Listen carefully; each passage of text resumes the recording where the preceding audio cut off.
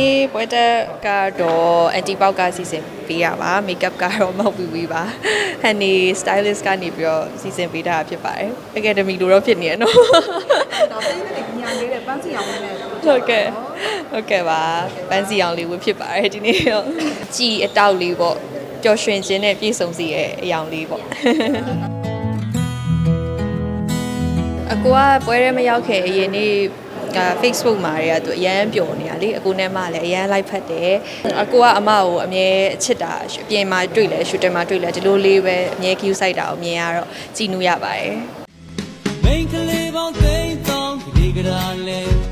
ကဲပါအကူနဲ့အမဒီနေ့မှစပြီးတော့နောက်နှစ်ပေါင်းများစွာချစ်ရတဲ့တသားမီမီလေးတွေနဲ့အတူတူစိတ်ချမ်းသာကိုကျမ်းမာစွာနဲ့ပျော်ရွှင်စရာကောင်းတဲ့မိသားစုဘဝလေးဖြစ်ပါစေလို့ဆုတောင်းပေးပါတယ်